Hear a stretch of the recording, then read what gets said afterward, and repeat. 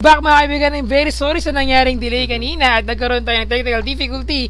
Game muna tayo ngayon. Let's go sa ating draft phase mga kaibigan between Team Acclaim versus Team Meedo Ghub. So yes, we really went through the banning phase and we see here that Acclaim has decided to ban out a lot of junglers. They got banned out by and Elite, including the Twitch in the bottom lane, while Meedo Ghub decided to ban out Annie. Of course, Annie's a very strong support still. Kha'Zix another jungler and Nidalee another mid laner. So now, looking at the picking and ban phase, you can see here that Acclaim has decided to go for Lee Sin. It's been a while since we've seen Lee Sin being picked up. Lee Sin is a really strong jungler. Definitely we'll be seeing him most likely in the jungle. Of course, it won't be that impossible if we see a Lee Sin in the top lane and even a support, which we have actually seen once so far this year. So on the other side, we see here Meedo Ghub picking up a Lucian and a Morgana here. Of course, Morgana and Lucian has been a combo used earlier today quite effectively. So let's see if Meedo Ghub will be able to use both Morgana and Lucian as effectively as the previous team.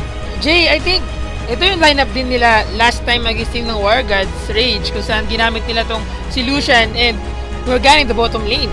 And somehow, sobrang naging effective sila in the bottom lane against their opponent. And if I'm not mistaken, it was against a Blitzcrank. And nakalimutan ko kasi yung AD carry nila. Still, gaya na sinabi natin before, kung sino man ang kalaban dito against sa Morgana, if ever na gumagamit ka ng Leona, gumagamit ka ng champion like Blitzcrank, the Thresh, talagang pang-counter dito si Morgana, having yung kanyang Dark Shield, so nagbigay sa kanilang advantage na makancel yung crowd control coming from their opponent. In the bottom lane, mga kaibigan, Lucian and Morgana, one of the best combo in the bottom lane dito, one of the best duo na meron sila. But for the team ng Acclaim, they pick up, like what you said kanina, Lee Sin para sa kanilang jungler. Trundle most probably will go to the top lane. Pero we'll see. There's a high possibility na gawin nilang. They should go in both lanes, so it really be interesting to see whether whether Lee Sin will stick on the top lane or decide to go for the jungle route, or will Trundle be in the top lane and Lee Sin will be in the jungle. So both the champions are quite flexible, probably depending on the lineup. Actually, we could even see a surprise pick coming from Lee Sin being the support, and they might even have a different top laner or jungler here. So it's really tricky what Acclaim is doing here right now. Looking at the pick coming from Meedo Ghub, they're right now hovering over it. Actually, they do lock in Wukong and Shen. Shen I most expect to be in the top lane, and Wukong will be in the jungle. Yes, mga kaibigan, medyo risky pick for their team. For the team of Acclaim dito, having Lee Sin and Trundle para sa kanila. They could switch lanes dito. Possible na maging top si Lee Sin, possible na maging jungler si Lee Sin, as well as Trundle na maging jungler and top lane nila dito. They have Caitlyn para sa kanilang AD carry. Ang goal nila dito, ang goal ng jungler nila at ng kanilang AD carry ay ng kanilang top lane dito ay protektahan si Caitlyn.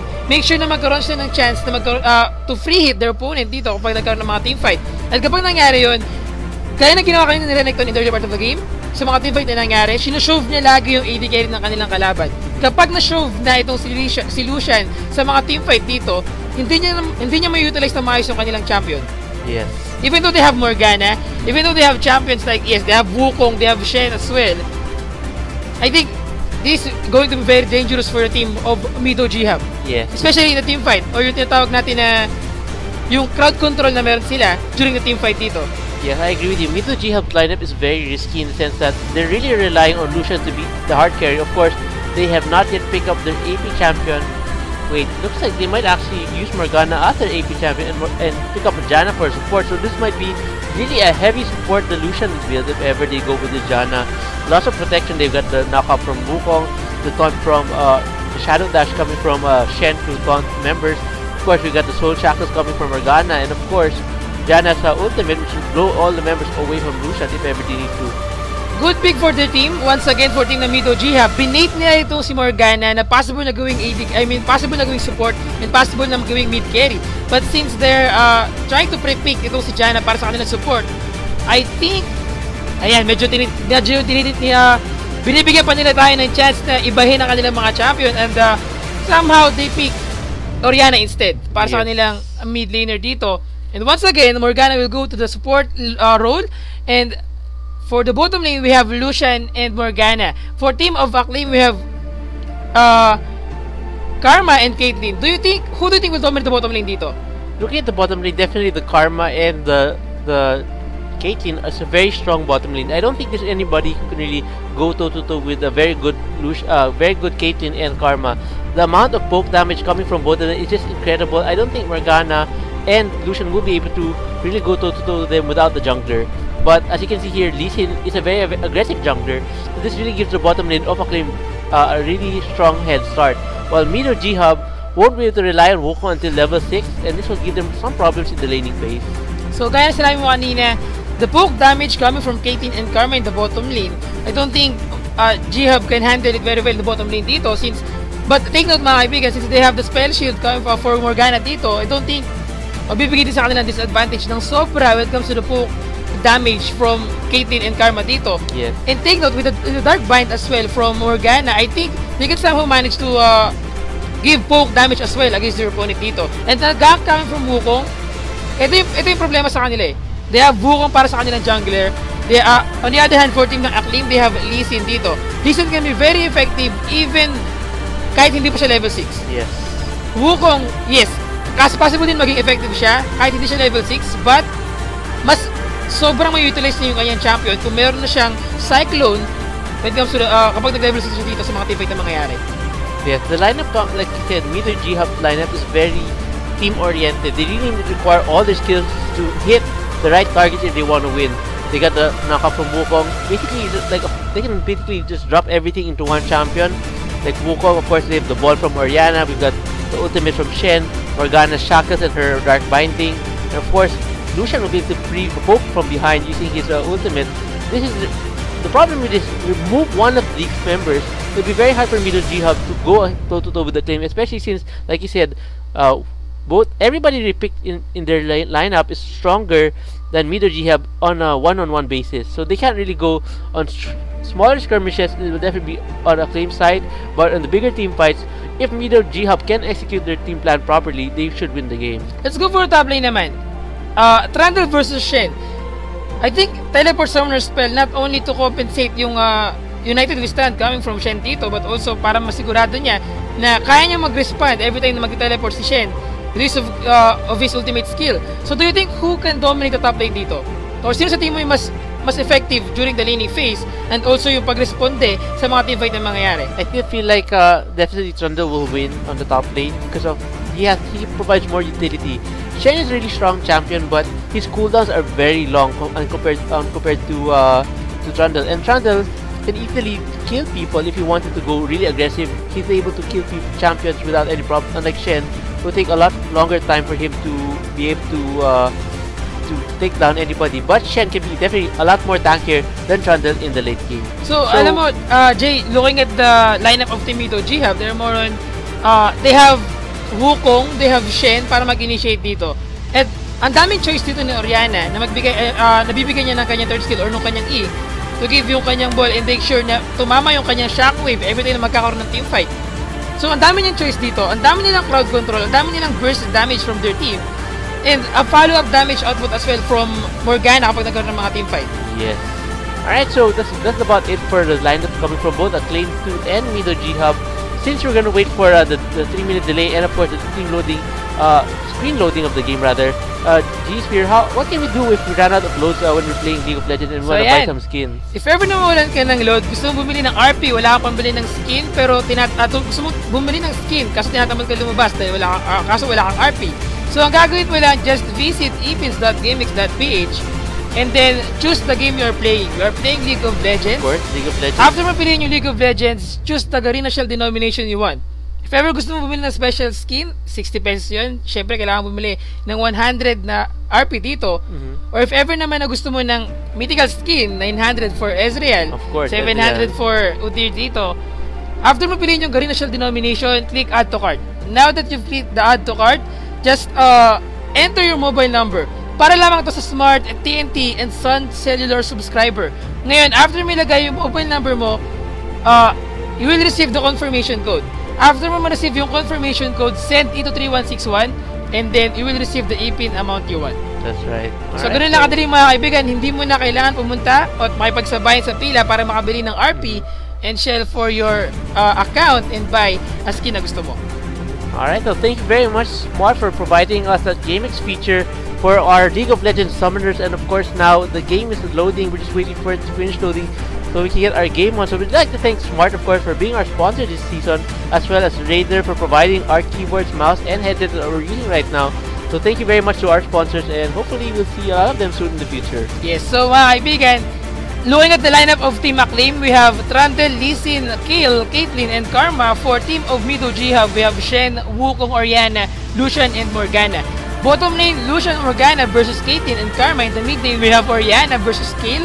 For the top lane, we have Trundle versus Shen dito. And for the jungler, we have Lee Sin against Wukong. So, I think dito yung pangatlong beses na makikita natin yung Wukong ni Jaja. Or this, ito yung pangatlo. Tama ba? Yung laban nila before sa Rage, 2 times na ginamit tong Wukong na to. Yes. And sobrang naging effective niya. Yes. So ngayon, let's see kung ano mangyayari dito between Team Meedo Ghub versus team ng Acclaim 2. Mga kaibigan, Acclaim 2 is from Iloilo. And Team Meedo Ghub ay galing sa Pampanga. So labanan ng region na naman once again. Game muna tayo ngayon. Let's go to the Summoner's Rift. Match between Team Acclaim 2 versus team ng Meedo Ghub. Yes, I really expect to see... actually, I think the pickup coming from Acclaim 2 on that kill is actually a really good pickup, since a lot of the damage coming from Meedo Ghub is a lot of burst damage from the combo. So if Kale is able to use his intervention at the right timing and save the right members of his team, they could actually win those team fights. Right, so the game has this resumed from a slight pause. Of course, we see here everybody are picking up their first items, and they will be proceeding into their jungles.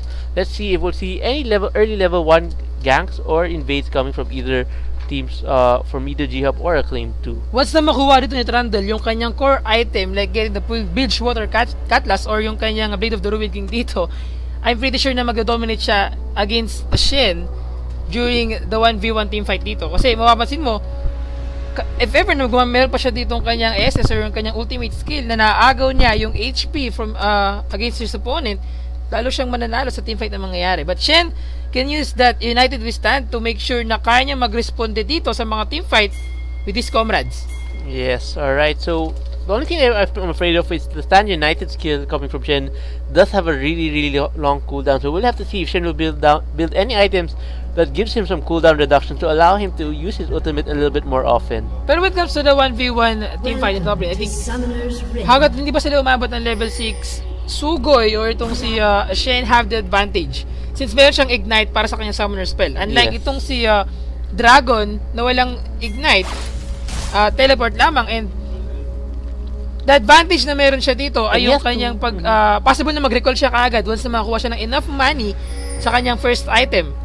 That's right. Teleport back sa kanyang laning phase dito. And he has to be very careful with Shen's taunt rather, because once he gets taunted, the damage he'll be doing to Shen will be 50%, and that will definitely give Shen a great advantage. Like you said, with that ignite, we'll be able to allow him to pick up early first blood if Trundle's not careful at the early levels.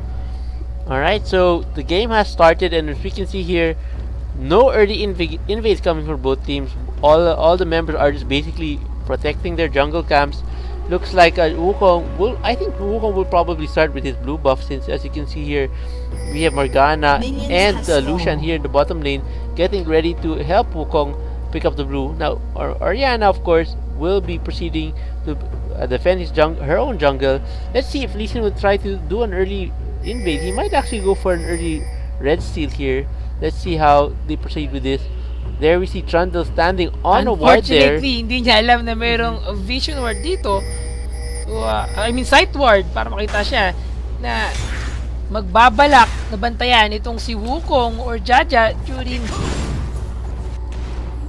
his match against dito sa blue buff ng kanyang champion. Mga kaibigan, this is it. Sugoy versus 2 champion. Ay, Sugoy and Jaja against Acclaim Dragon dito. He got taunted and he's taking so much damage, mga kaibigan. He was ignited. A flash out for his champion at mukhang makaka-disengage siya in the jungle dito. And nagkaroon tayo ng lane swap.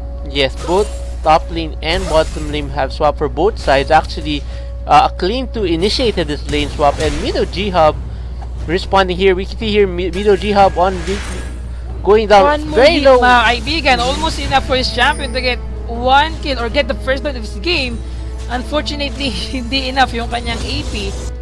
That was actually a good move coming from Kale there, because he was able to delay Meedo Ghub Jaja in his jungle route. As you can see here, Lee Sin has already stolen his red buff, and Meedo Ghub Jaja is still level 1 without any blue buff yet, although his blue buff is still safe from contestation. You can see here, Lee Sin, being the very aggressive champion he is, already making plays here in the mid lane. Means a Sonic Wave for his champion, mga kaibigan. And level 2 na the bottom lane to si Dragon against kay Sugoy. Unfortunately, nakikita natin yung dominance ngayon ni Dragon against kay Sugoy, knowing na he have a Trundle and napilitang mag-responde si Sugoy kanina sa pagkuha ng blue buff itong si Jaja. Unfortunately, hindi niya nakuha kagad yung kanyang blue buff dito. And sobrang delay na niya. Tatlong buff ngayon ay napunta kay Lee Sin. Yes, it's not just the buff actually, the gold and the level advantage. As you see, level 4 na si Lee Sin, and Meedo Ghub Jaja is still level 2 just because of that blue buff, and now he's actually invading a Wukong jungle. This is very risky for him. As you can see here at the bottom lane, if there's a response coming from either Shen and Trundle, it would not be favorable for Team Meedo Ghub. And like I was saying earlier, as you can see here, Caitlyn and Karma really have the advantage over Morgana and Lucian. Sobrang sinusulit nila yung range advantage nila dito. 21-9 ang ating CS in favor of team ng Acclaim in top lane. And they can't handle the poke damage coming from Karma, especially yung normal hit lamang ni Choco dito. Sobrang sakit na. Alright, looks like the counter jungle, mga kaibigan, from Cabs. Meedo Ghub Jaja taking so much damage, she can't do anything. Just in time, napakagad na performance coming from Sugoy dito. Have to use that flash in. And the first blood for his champion dito. Kitang-kita mo yun, Jay. Tulo ng range nung kanyang taunt to secure a kill and save his comrades sa nangyaring really, teamfight na yun. One normal attack coming from screen speed. You can see here, Wukong down to less than 50 HP here. One more hit from Lee Sin, of course, the red buff slowing down the taunt. Perfect timing. Papalo na nakita mo yun. Papalo na sana si Cabs dito. Unfortunately, with that taunt coming from Sugoy, napakagandang turnaround. And a double buff for his champion sa laban na to. Yeah, so good turnaround coming from good thing that Meedo Ghub Sugoy actually responded really well in that. If not only would have they lost first blood, but they've actually stolen the double buff back. So now Chen has a double buff. He will have the advantage over Trundle. As you can see, he's now level 5 because of that kill. And now Trundle will have problems. He'll have to use his teleport to make some plays here. I expect him to probably even teleport here to the top lane. As you can see here, one pillar could probably easily seal the deal for them in the top lane. Alright, so Buko will be checking his red buff. Of course, he doesn't realize that his red buff is not there. He now spots out that his red buff is not there. A ward being cleared out by Team Acclaim there. A flash coming in from Caitlyn trying one more hit, mga kaibigan, pero hindi na enough for their team to secure another kill at top lane dito. Bayola have to use that recall para mag-regen and get an item for their team. And I think, mga kaibigan, 0-1 ang ating score in favor of team na Meedo Ghub, first blood for their team. At sobrang laki ng advantage dito ni Sugoy in the bottom lane, picking up the red and blue buff for his champion. Yes, as you can see, he's now actually bullying out the Trundle. Of course, once Trundle hits level 6, he should be able to go toe-to-toe with Shen without a problem, even with the double buff. But he has to be careful. One taunt, once the ignite of Shen is up, actually it is already up. One taunt from Shen could actually spell death. Of course, I don't think he wants to risk doing a power dive since he might have a flash coming out from first tower of the game going to Team Acclaim using the Caitlyn Karma combo. I do expect a lane swap. Picking up the first return in the top lane dito, and they somehow managed to push the top lane, mga kaibigan. Taunted si Dragon dito. He's taking so much damage against Sugoy, mga kaibigan, with that normal hit coming from the minion dito. And since walang ignite, itong si Dragon, talagang sinigurado niya na kaya niyang manalo dito against kay Trundle. Yeah, Sugoy actually knew exactly what I was saying a while ago, that he didn't want to risk doing that taunt under the tower. He did this time, but at least he was a little bit further out. As you can see there, still Trundle putting out the pillar to slow him down, but he was just too far out, and he was able to walk away from that. And of course, the large minion wave is there to support Sugoy there and allow him to pick up the second kill of the game onto Acclaim Dragonel. I think isa pang ginawa dito ni Sugoy ay sinigurado niya na mas marami siyang minion compared sa minion na meron dito si Trundle or si Dragon in the bottom lane. Kung kahit nagkaroon siya ng chance na mag-dominate sa teamfight tayo, sa 1v1 duel na yun. Alright, so people are pointing out that Orianna decided to go for the Spirit Stone. Looks like she will be continuing to farm. I think this is a Spirit of the Ancient But always yung AP jungle item kung saan magbibigay sa kanya ng mana regeneration, but also not only the mana regeneration but the damage output as well with the AP na meron siya. But I think they've already removed the mana regeneration per base level. So I think I'm not sure. The damage output na lamang ng AP na kanya meron. I think scaling AP siya since meron kang depende to sa napapatay mong minion. Yes, I think it hits up to 80. But the thing is that item is only worth 2,000, so it's really solid even still just for the AP alone, like you mentioned. Right, so mga kaibigan, Team Meedo Ghub being pressured sa bottom lane dito, and I don't think kaya nila labanan ang itong si Caitlyn and Karma in the bottom lane.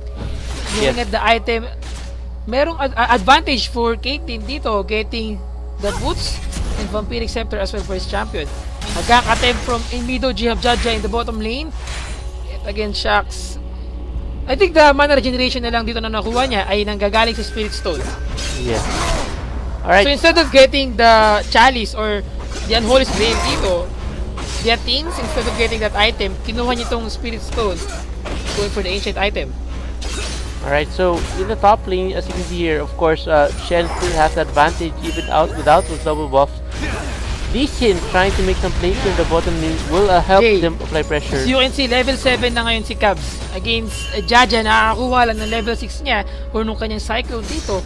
So sobrang nahihirapan ito si Jaja na manalo sa kanyang jungling route after nung tatlong buff na nakuha ni Lee Sin in the early part of the game. Yes, but luckily Sugoi already has his stand united here. So just in case Jaja does engage to anybody here, he can rely on probably Shen to help him save his life. Shen can carry this game. I'm pretty sure na siya magbubuhat ng laban na to. Kasi kapag nagkaroon ng chance ang team na Meedo Ghub to kill a champion in the bottom lane with the use of stand united or stand united from Shen dito, sigurado mananalo sila sa team fight na yun. Yes, alright. So looking at the bottom lane here, Lee Sin is still sneaking in here in the bush here. Meedo Ghub has to be very careful not getting caught here. As we know, Lee Sin is really good. Lee Sins are able to kick back members of their opponents back into their team. You can see here, Karma poking down the HP of the members of Meedo Ghub in the bottom lane. And of course, Meedo Ghub has the lead of 2 kills right now on Shen. Here comes a large minion wave. It looks like they might be able to force a team fight here. Let's see if Meedo Ghub will be able to defend his turret properly. Yes. Acclaim. Take note mga kaibigan. Jay, this point of time, wala pang teleport itong si Dragon. So anything magkaroon ng team fight dito with the use of Stand United coming from Meedo Ghub Sugoi, they can win the team fight. Especially kung makuha nila itong Dragon na ito mga kaibigan. First Dragon attempt for team ng Acclaim. Success Dragon for the team.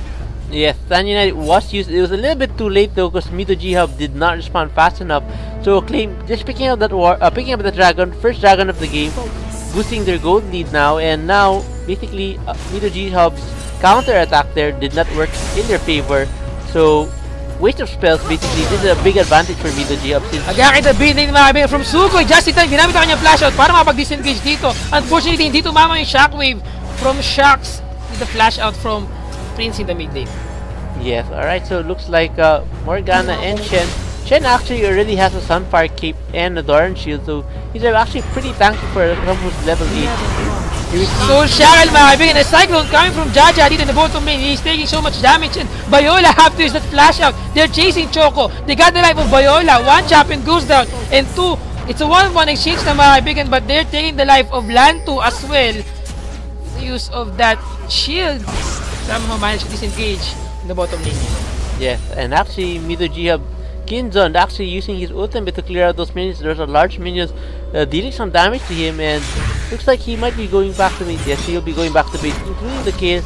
Looks like everybody will be going back to base to pick up a few more items. Kale's changing his mind, deciding to stick around here, as Oriana has already picked up his blue buff and will continue to apply pressure here in the mid lane.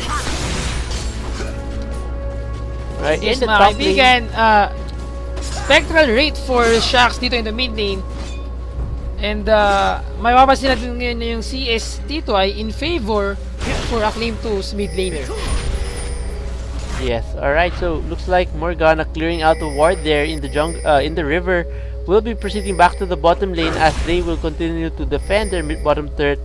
Acclaim, of course, does have the advantage in turrets right now. They've already picked up the turret in the top lane with the Karma Caitlyn's early swap in the game, and Karma and Caitlyn are doing actually a really good job here so far. As you can see here, Caitlyn has a huge CS advantage over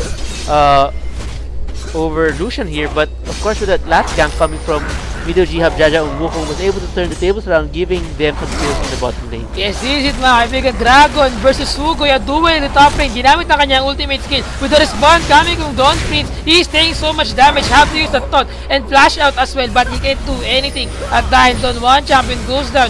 Choco taking so much damage against two champion of Team Meedo, Ghub in the bottom lane. Have to use that poke damage mga kaibigan, but hinarangan ni Bayola yung ace in the hole, and they successfully they somehow managed to survive the bottom lane team fight kanina. Yeah, that's a really close call for Meedo, Ghub, Kinsman there, and Caitlyn will continue to apply pressure there, getting hit by the third. Right now, Lee Sin trying to steal the red buff of Wukong unsuccessfully. Wukong will be able to get away from them. More pressure coming from the team of Acclaim here in the top lane, picking up the second tier turret. 2 versus 2 here in the top lane. As you can hear, Wukong using his ultimate onto the K. K will get burst down using intervention with less than 100 HP. Still goes down. Now being chased, Wukong chasing down Trundle. Trundle will get away this time around. Looks like another pickup for Team Meedo, Ghub, leading in kills but still behind in third. Kasi mo J, 2-4 ang ating score, pero yung goal difference natin ay in favor ng Team Acclaim. They got 3 turrets. At this point of time, they got the first dragon as well. So ito yung nagbibigay sa kanila ng advantage sa goal difference against team ng Meedo, Ghub. Yes, technically speaking, Acclaim is in the advantage right now, even though they're behind in kills.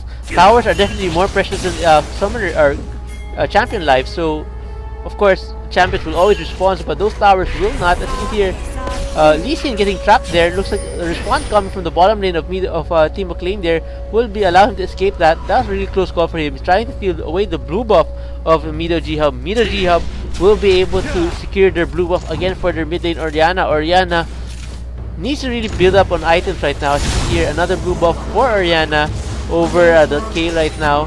He's actually Wukong is giving out his minions to Orianna, so he can build, like you said, additional ability power coming from the Spirit of the Spectral Race. So at this point of time, we're looking at the score. 2-4 ang ating score, 3,000 gold difference in favor of team ng Acclaim dito. And as you can see sa mga teamfight na nangyari kanina, hindi pa natin nakikita yung effectiveness itong si Shen with the use of that Stand United for his skill. Or if ever na magkaroon ng mga teamfight dito. So, Jay, do you think magkakaroon ng turnaround dito if ever na mag-succeed sila sa paggamit ng Stand United or masigurado nila na sila yung mananalo sa mga teamfight na mangyayari in the near future? It's still really hard to tell because both teams have some way of countering spells coming from both teams. As you can see here, they've got Trundles with his pillar to give Shen a hard time to taunting the champions properly. Of course, using to kick Shen away as well. And Kayla, of course, with his intervention could prevent a lot of the damage coming from Meedo, Ghub's lineup. Alright, so back into the game. Here we see Caitlyn and the Karma combo continue to dominate here in the bottom lane. As you can see, they pick up another third for themselves. It's now a 4-0 third advantage. Map control definitely belongs to Acclaim right now, and the mobility coming from the Karma and Caitlyn is just too much for Meedo, Ghub's bottom lane at the moment. Alright, looks like Meedo, Ghub's AD carry and support decide to back away from the bottom lane. We see here Jaja spotting out Lee Sin there. Lee Sin with the bottom lane also. Caitlyn and Karma. Actually, Caitlyn taking a little bit of damage coming from the ball of Orianna. Will be able to back away safely. Another ball coming from Orianna hitting Caitlyn. Initiation mga kaibigan from Camp dito. Shoot Charles in top out from Bayola. He's taking so much damage and he goes down. And this is it mga kaibigan. Intervention is in top out. He's taking so much damage as well. Ignited si Jaja dito. Jaja goes down. Sugoy against 3 champion of Team Acclaim dito. Nag-Dragon's Rage. And that's double kill for Orianna. They're not aware na nandun si Orianna in the backline trying to get a 2 champions for their team. Mga kaibigan, this is it. Poke damage from Meedo, Ghub Shocks. Have to use that safeguard from the ward dito. Acclaim Dragon taking so much damage and he goes down. One more hit mga kaibigan from Prince dito. Double kill for his champion. It's a 3-4-3 exchange. And I think magiging 4 pa to if ever na makuha nila ang boy ni Shen. Fortunately, hindi na nakuha ang boy ni Shen dito. And 6-7 ang score natin in total at this point of time. I think that team fight is in favor of team ng Acclaim dito. Yes, I'd just like to point out actually Lee Sin going for picking up the Wriggler's Lantern, so he is gonna be building into a Feral Flare later on. I don't believe he has, although he had a huge advantage, he decided to pick up a Brutalizer, going for a lot of damage instead of being a tanky Lee Sin here. On the other side, of course, we see, like you said, Meedo, Ghub, Jaja, always going for the AD build as well. Picking up, instead of picking up, of course, Rigger Saturn, which isn't really effective on Wukong, since he deals a lot of skill damage more than normal attack. And the buff he gets from, it's not unnecessary for him to get the Pharaoh. Yes, mga kaibigan, Shax naipit dito against 3 champion of Team Acclaim. Tinaman na siya ko ibang 2 champion of Team Acclaim dito. With the poke damage lang from Don Prince. You have to use that intervention as well. Poke damage, mga kaibigan, they're taking so much damage. 3 champion of Team Meedo, Ghub have to disengage in the blue buff dito. Ace in the hole has been popped out. And I think, makuha pa nila ang buhay ni Bayola, but with the use of that Dark Binding, the Sega Dragon goes to Team Acclaim once again. Yes, Acclaim is actually definitely in the driver's seat right now. As you can see here, map control belongs to them. It's all because of those early towers.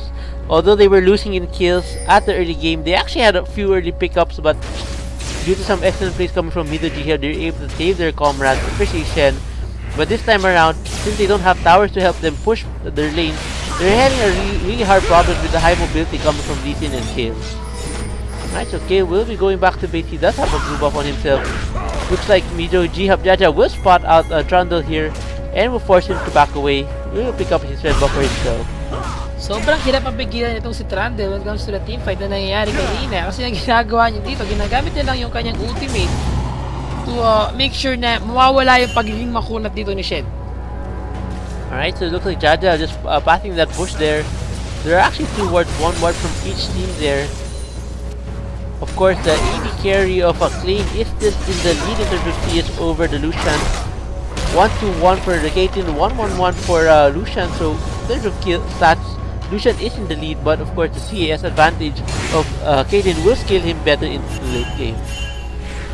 Alright, so Don Prince Sr. here on the Kale will be going back to the mid lane to stop the push coming from Orianna, and Orianna trying to pick up the minions in the jungle camp to max the stacks of his jungle item Spirit of the Spectral Rate, so he could gain 80 ability power by once it's fully charged. I think one way for Team Ghub to win this game ay pabuti ng late game tong laban na to.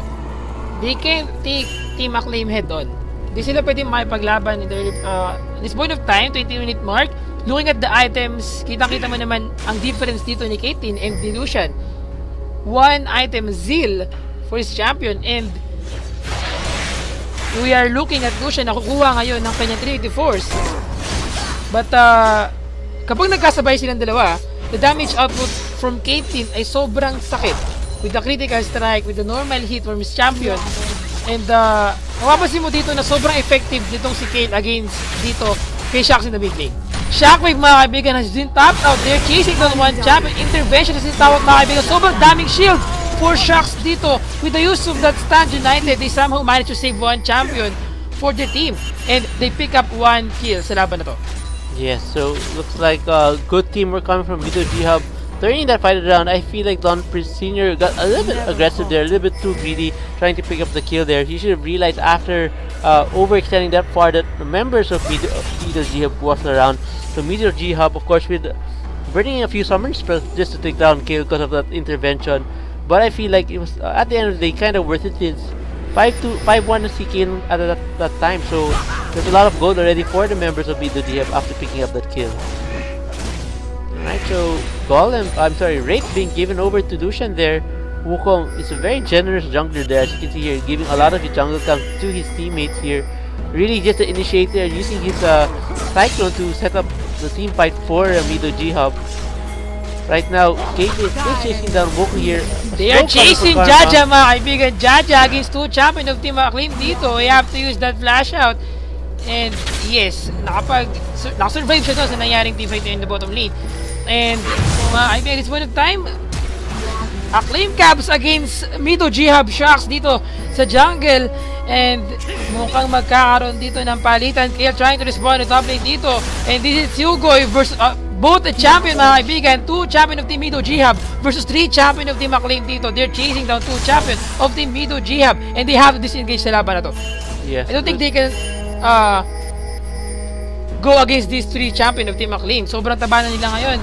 And sa item advantage na meron sila, konti na lang makakuha na ng Zonia's Arglass itong si Kale. Yes, it looks like Team Acclaim want to attempt a Baron, but their HP is pretty low there. Lee Sin actually going for, already has his Fair Flare. Shen in a little bit of trouble here, getting slowed down by Kale. Let's see if Kale will be able to pick up the life of Shen here. Shen using shield. Kale deciding, opting not to chase down anymore Shen there. Deciding to pick up a few more CS here in the top lane. Trundle is nearby should they decide to have a team fight here in the top lane. Signal comes from Kale, telling Trundle to initiate a fight here with Shen. Shen playing very safely here. Wukong is nearby. Looks like it might be a turnaround. Meedo Ghub though rotating here in the mid lane, trying to pick up their first tower of the game. Let's see if Kale will be able to chase down. Oh no, mga kaibigan na bottom lane. Ghub Kinso taking so much damage. Flash out, but nauntog sa napakalaking pader dito in the bottom lane. And one kill for the team of Acclaim dito. Sobrang, I think nagkaroon siya ng problema doon. Overextending. Laban na to. Ginamit na ngayon ang intervention for Kale dito. Mabing return from Sugoi. They pick up another kill in this team fight. And they somehow managed to do a 1-1 exchange sa laban na to. Yes, this game's actually kind of slow if you ask me. It's already 23 minutes into the mark. I'm surprised Acclaim is not doing, trying to pressure down those lanes. So they already have a huge advantage in terms of turrets. They're allowing Meedo Ghub to get back into the game. If Meedo Ghub could pick up a few turrets, they should be able to turn this game around. Acclaim, of course, still trying to farm the jungle of Meedo Ghub, and see here Trundle and Shen going at it. You can see how fast the hit of Trundle is. Hindi na siya makasabay is dito against kay Dragon. Gaya na sinabi natin, kapag late game na at nakakuha siya ng enough item to secure a kill against dito kay Sugoi, have to use that flash out. Ginagawa niya to, ngunit nag-untog na naman mga kaibigan ang paggamit ng flash dito, but Stand United, they have to use that Stand United para mapag-disengage dito against kay Dragon. Grabe. Point of time with the Randuin's Omen and the Blade of the Ruin King, sobrang enough na first champion to kill a very tanky champion dito na tulad ni Shen. Yeah. And actually with the Blade of the Ruin King, I think that's one thing first champion na nabibigay sa kanya ng advantage dito kasi meron siyang his bite actually HP percentage yung nakuha niya dito. Yes, and his bite of course steals some of the armor away from Shen, allowing him to deal a little bit more damage there, of course, with the combo with the Blade of the Ruin King, allowing him to attack really fast. The blue buff of Meedo Ghub is up right now. I think Orianna will be heading over to pick up the blue buff for himself. There is a slight pause right now, so we just have to wait to see. Maybe it might be a connection problem or just some peripheral issue. Let's just hope the game will resume right away. Yan mga kaibigan, at this point of time, 8-9 ang ating score at 7k or 6.5k ang ating goal difference in favor pa rin sa team ng Acclaim 2. So Jay, ano sa tingin mo dapat gawin dito ng team Meedo Ghub para makabawi sila sa laban ng mga nangyari kanina? Actually, at this point of time, 3 dragon na ang napunta sa team ng Acclaim. Yes, actually at this point of the game, they're already almost level 16, or actually Orianna and Shen are about to hit level 16. They should start making some team fights because that's where their strength lie in. The Wukong Orianna combo in combination with Orianna and Lucian will allow them to win those team fights. Of course, they have to be very careful with the intervention coming from Kill. They really have to lock her down as soon as possible. If they could actually pick her off in the jungle or anywhere in the map and then force a team fight in any other lane, in any lane, to pick up a tower, this will definitely give them a huge push advantage in the game. Actually Jay, when you mentioned yung level nila dito, mapapansin mo ahead sa level itong team ng Meedo Ghub. Level 15 itong si Shen against level 14 na si Dragon. 13 si Jaja against 14 na si Cavswell. Ito lang yung kanilang champion na medyo na left behind sa level. But 15 shocks against 15 kill, mga kaibigan. This is Kitagak in the mid lane dito. Half this the thought. He's chasing down Prince, mga kaibigan. But Meedo Ghub shocks against 2 champion of Team Acclaim dito. Cavs taking so much damage. A respawn coming from Choco dito. Shocks was about to go down against a Caitlyn, mga kaibigan. Dragon still chasing him down. But Jaja, an initiation, mga kaibigan, from Team Meedo Ghub dito. I think it's a turnaround for their team if ever they succeed to kill 1 champion. And yes, they managed to kill 1 champion. It's a double kill for their team. And 1 more champion, mga kaibigan, to turn around this team fight. And yes, it's a 2-for-1 exchange in favor of team ng Meedo Ghub. Very good job for their team. And a 1 turret, a first turret in the mid lane. Yes, that's actually the first turret of Meedo Ghub. It looks like they might be able to even convert this to 2 towers. And possibly even 3. Possible na maging third turret pa to for their team. Sa ginagawa nilang performance ngayon, they somehow managed to turn around that team fight. Sa ginawa nilang pag-show against the members of team ng Acclaim dito. Unfortunately for the team ng Acclaim, I think ang naging problema dito ay medyo hindi nila alam kung sino yung dapat nila i-focus. Yes. And Kale, once na nakita siya dito at nawala yung kanyang intervention, hindi na siya nakagawa ng paraan para bumalik ulit sa teamfight. Kasi kapag bumalik siya dito, wala na siyang pang-save sa sarili niya. Yes, so, ang mangyayari, madali siya patayin ang kanyang kalaban. Yeah, so it looks like Meedo, Ghub, Acclaim would want to do a Baron here. As you can see here, Trundle and Kale has already started the Baron. There is a ward there, so they, Team Acclaim or Team Meedo, Ghub is aware of what's going on here. As you can see, Trundle doing a lot of damage to the tower. Oriana putting the ball Meedo, nice. Ghub successfully picked up the first Baron of this game, mga kaibigan. Meedo, Ghub against 4 champion of Team Acclaim dito. Unfortunately, wala si Wukong doon to spun and to try to steal that Baron, mga kaibigan. Ito na, Dragon against Meedo, Ghub, Shax, have twisted flash out. And I think kailangan nilang mag-back muna dito. Wala nang buhay si Shax. And if ever na siya yung ma-focus ng kanyang kalaban, I don't think he can manage to survive the team fight dito. But this is it, mga kaibigan, for Team Acclaim. Trying to push the second tier sa laban na to. Yeah, Caitlyn, of course, using her excellent range to poke down that third. Of course, she has to be careful with that Shenton. One ton from Shen could spell her death, of course. So the intervention of Kale is already up, so that will be a fail-safe just in case that Kale decides to dive this. Right now, all 4 members or all 5 members of each team are here in the mid lane. Oriana is coming from the base and will be joining the rest of Meedo, Ghub here in the mid lane. Kale trying to go around Meedo, Ghub from the side there. A nice poke damage coming from Karma. Intervention being used by Kale, going down really low. A miss shockwave, mga kaibigan, from Oriana dito, and this is it, a change of damage output. And this Ghub saying so much damage against 4 champion of Team Meedo, Ghub, 1-1 exchange. And Meedo, Ghub keeps on taking so much damage as well. After this, that shield for Kale to chase on 1 champion. And I think it's a 1-1 exchange lamang to. So wala gaanong risk. Hindi sila gano'n nag-take ng risk dito to push the third tier turret. But they're waiting for the minion to tank the damage output from that turret. Yes, Acclaim being very strong right now. They still have the Baron buff. This is allowing them to heal up really quickly. As you can see here, a nice kill again from Acclaim Choco there, picking up another kill on Morgana.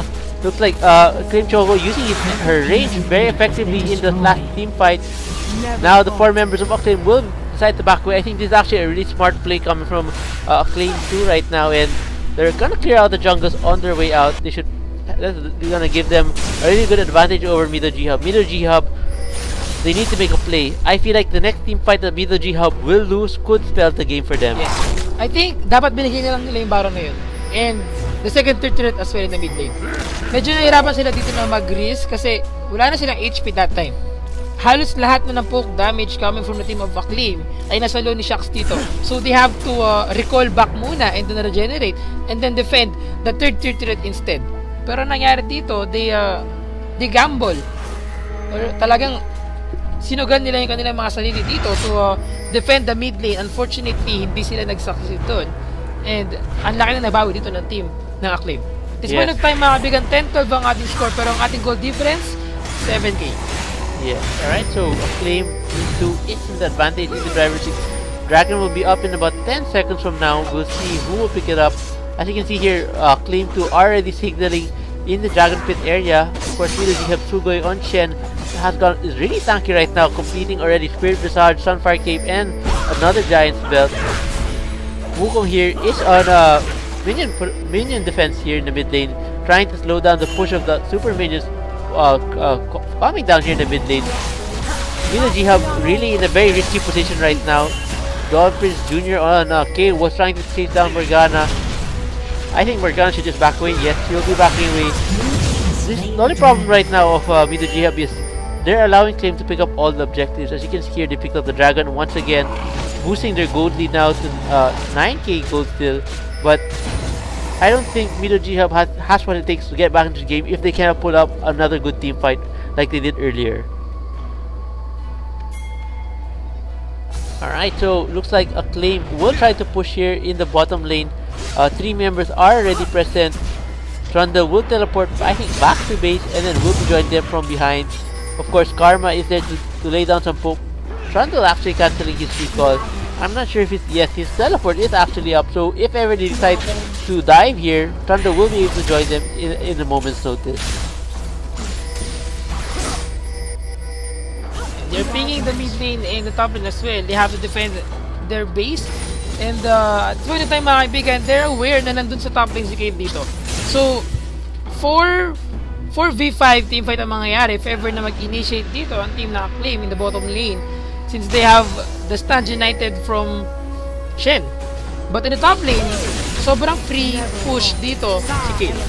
Yes, Acclaim doing a really good job here of allowing, giving Meedo a really tough position here, either to defend the mid lane, defend the top lane, or defend the bottom lane. All pressure from all sides of the lane. There we see another turn going down in favor of a team of lane here. A nice bump out for Meedo Blue, but I don't think it will be enough. Now, Sochak is being used by Morgana. Rondo is just so tanky right now and has a lot of HP regen. Looks like she will be finally going down. Dragon Fish, mga kaibigan, for Dawn Prince dito, have to use that Cyclone, but not enough to kill one champion. This is it, mga kaibigan. I think it's about time for Team Acclaim to end this game and pick one win for the team sa ating Pro Gaming Series summer promotion. And this time, the second inhibitor goes to team ng Acclaim. Ace in the hole, mga kaibigan, for Sharks dito. Sharks have disengaged sa laban ng top lane dito and go for the Nexus turret. First Nexus turret goes down.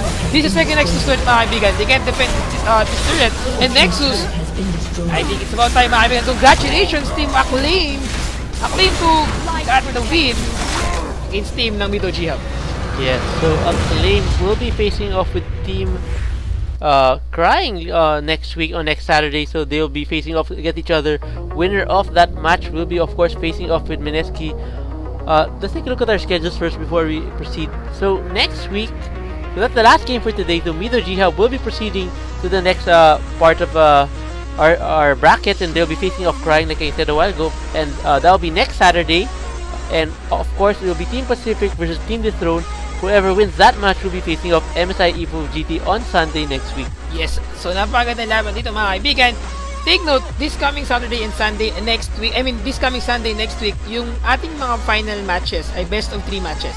Yes. So, matagal-tagal na laban to, mahaba-habang labanan to. 4 teams.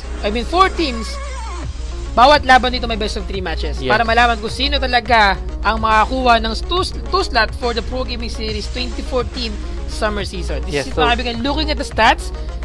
The early part of the game, nakita natin talaga yung dominance dito sa bottom, sa top lane, itong si Caitlyn and Karma against kay Lucian and Morgana. That kind of performance, I think, Jay, ang naging problema nila dito ay hindi nila masabayan ng maayos sa kanilang kalaban.